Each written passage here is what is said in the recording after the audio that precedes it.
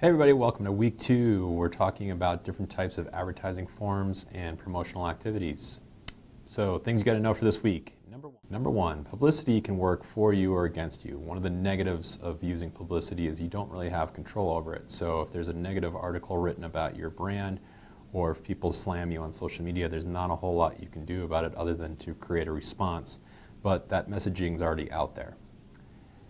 Number two, when you think about types of advertising that you can choose from either on a regional scale or a national scale, you're talking about per thousands, right? So as we look at how many people are viewing a particular magazine or a website, we're usually talking about those in a per thousand.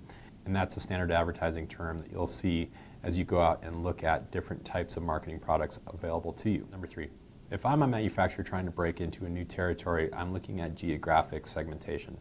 So I'm breaking the world into smaller geographic regions or segments so that I can essentially advertise and promote my product correctly to those areas in order for my promotional plan to be effective. Number four, if you think about the value of geographic segmentation, we can start to split our products based on where we think they're going to perform best. So if my product is a powder board, I may want to specifically target powder areas that are, feature deeper snow, because my board is going to sell better in those areas than, say, places that are more hard pack or race oriented. Number five, when we're talking about demographic segmentation, the primary variable is the social class. So essentially breaking people down by social classes and looking at what does that demographic look like, what's their age, income, education level, all those different things that filter in to give us a better snapshot of who that end person is.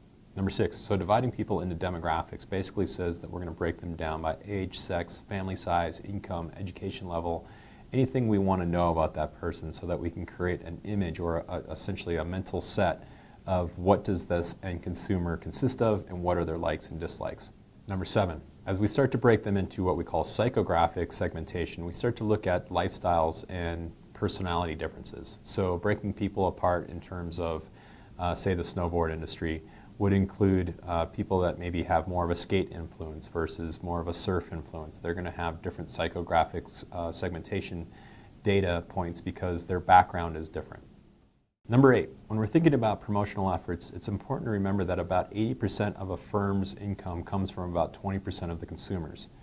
So as we start to promote our brand, we want to start to think about what does that 20%, what do they want to hear from us? What do they want to see from us? Because that's essentially where the bulk of our income is going to come from. Number nine, if we're concentrating our marketing efforts, we're basically building off of one market segment, right? So if we're going to try to target Colorado is our goal, we are going to do a concentrated marketing effort for Colorado, and all of our promotional pieces will be built around that particular state. Number 10, another example of concentrated marketing is essentially picking a consumer and going after that consumer 100%. So if we are a boutique ski or snowboard custom manufacturer and we are trying to attract the doctor, lawyer, affluent crowd, we are going to do a concentrated marketing effort to try to reach that end consumer.